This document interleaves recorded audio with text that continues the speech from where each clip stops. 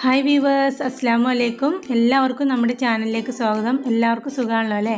എല്ലാവർക്കും ദൈവത്തിൻ്റെ രക്ഷയും സമാധാനവും ഉണ്ടാവട്ടെ എന്ന് പ്രാർത്ഥിക്കുന്നു. അപ്പോൾ കുറച്ച് ദിവസമായി വീഡിയോ ഒക്കെ ചെയ്തിട്ട് ഓൺലൈൻ ക്ലാസ്സൊക്കെ ആയിട്ട് ഫോണൊന്നും അധികം കയ്യിൽ കിട്ടാറില്ല. അതുകൊണ്ട് തന്നെ വീഡിയോസൊന്നും അധികം എടുക്കാറില്ല. അപ്പോൾ ആദ്യമായിട്ടാണ് നിങ്ങൾ ഈ ചാനൽ കാണുന്നുണ്ടെങ്കിൽ സബ്സ്ക്രൈബ് ചെയ്യാൻ മറക്കരുത് കേട്ടോ. അപ്പോൾ ഞാനിന്ന് ശർക്കരപ്പേരിയുടെ റെസിപ്പിയാണ് ചെയ്യുന്നത്. എങ്ങനെയാണ് തയ്യാറാക്കുന്നതെന്ന് നോക്കാം. അതിന് വേണ്ടിയിട്ട് 3 പച്ചക്കായാണ് ഞാൻ എടുത്തിട്ടുള്ളത്. നല്ല മൂത്ത പച്ചക്കായ വേണം നമ്മൾ എടുക്കാൻ. അതാണ് നമ്മുടെ ഈ ഒരു ശർക്കരപ്പേരി ഉണ്ടാക്കാൻ ഏറ്റവും ബെസ്റ്റ്. നല്ല മൂത്ത പച്ചക്കായാണ്. അപ്പോൾ അത് ഞാൻ എടുത്തിട്ടുണ്ട് 3 എണ്ണം. നേന്ത്രക്കായ, റോബസ്റ്റോ ഏത് വേണമെങ്കിലും എടുക്കാം, കുഴപ്പമില്ല. അത് ഇതുപോലെ തൊലിയൊക്കെ കളഞ്ഞിട്ട് എടുക്കുക. ഞാൻ വളരെ കുറച്ചാണ് ഉണ്ടാക്കുന്നത്. അപ്പോൾ 3 ചെറിയ പച്ചക്കായാണ് എടുത്തിട്ടുള്ളത്.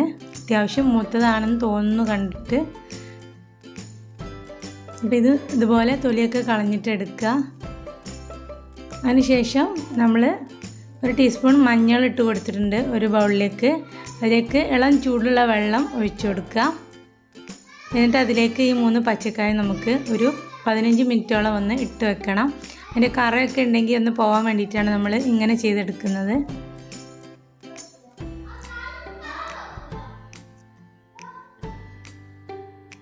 അപ്പോൾ ഇത് നല്ലപോലെ കഴുകിയെടുത്തിട്ടുണ്ട്. ഇനി നമുക്കിതൊന്ന് കട്ട് ചെയ്തെടുക്കണം. നമ്മൾ ശർക്കരപ്പേരിക്ക് ഒരു അത്യാവശ്യം ഒരു കട്ടിയിലാണല്ലോ കട്ട് ചെയ്തെടുക്കുന്നത്, അതുപോലെ നമ്മളിത് കട്ട് ചെയ്തെടുക്കണം. അപ്പോൾ ഞാൻ ഇത് കുറച്ച് കട്ടി കൂടി പോയിട്ടുണ്ട്. ഇത്രയും കട്ടി വേണ്ട, ഇതിനേക്കാൾ കുറച്ച് കട്ടി കുറച്ചിട്ട് വേണം നിങ്ങൾ ചെയ്യുമ്പോൾ. ഇത് കുറച്ചുകൂടി കട്ടി കുറച്ചിട്ട് ചെയ്തെടുത്താൽ മതി. അപ്പം ഇത് വെന്ത് കിട്ടാൻ കുറച്ച് നേരം എടുക്കും. അപ്പോൾ ഇതിനേക്കാൾ കുറച്ചുകൂടി കട്ടി കുറച്ചിട്ട് നിങ്ങൾ കട്ട് ചെയ്തെടുത്താൽ മതി.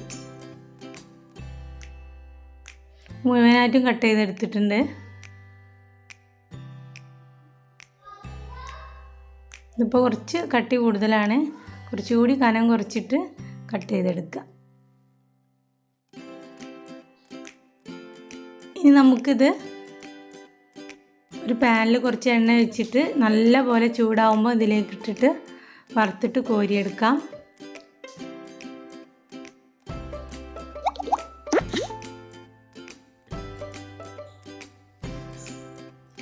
എണ്ണ നല്ല പോലെ ചൂടായിട്ടുണ്ട്. ഇതിലേക്ക് നമ്മൾ കട്ട് ചെയ്ത് വെച്ചിട്ടുള്ള പച്ചക്കായ ഇട്ട് കൊടുക്കാം.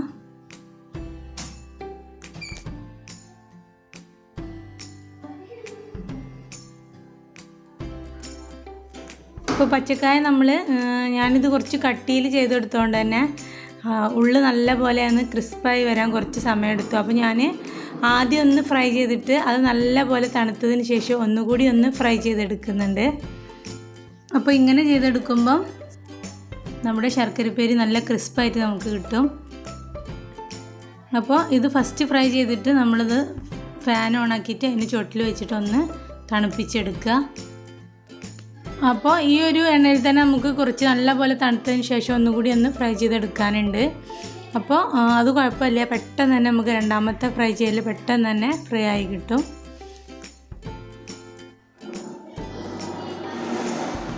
അപ്പോൾ ഫസ്റ്റത്തെ ഫ്രൈ ചെയ്യൽ നമ്മൾ മുഴുവനായിട്ടും കോരിയെടുത്തിട്ടുണ്ട്.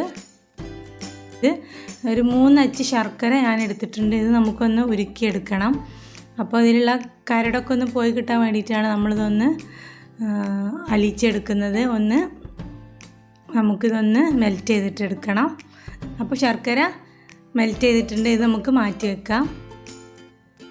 അപ്പോൾ നമ്മൾ ആദ്യം ഫ്രൈ ചെയ്ത് വെച്ചിട്ടുള്ള പച്ചക്കായാണ്. അപ്പോൾ ഒന്നും കൂടി എണ്ണ നല്ല പോലെ ചൂടാക്കിയിട്ട് ഈ പച്ചക്കായ ഒന്നുകൂടി നമുക്ക് എണ്ണയിലിട്ടിട്ട് വറുത്തെടുക്കും. ഇത് പെട്ടെന്ന് തന്നെ ഫ്രൈ ആയി കിട്ടും. ആദ്യം എടുത്ത സമയമൊന്നും വേണ്ട, പെട്ടെന്ന് തന്നെ നമുക്കിത് ഫ്രൈ ആയി കിട്ടും. നല്ല ചൂടായ എണ്ണയിലേക്ക് വേണം നമ്മളിത് ഇട്ട് കൊടുക്കാൻ.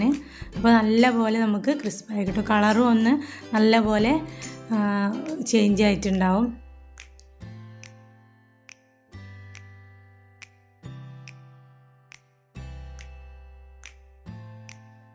ഇത് നല്ല പോലെ കളറൊക്കെ മാറി വന്നിട്ടുണ്ട്, നല്ല ക്രിസ്പായിട്ടുണ്ട്. ഇത് നിങ്ങൾക്ക് സൗണ്ട് കേൾക്കുമ്പോൾ തന്നെ മനസ്സിലാവുണ്ടാവും എത്രത്തോളം ഇത് ക്രിസ്പായിട്ടുണ്ട് എന്നുള്ളത്.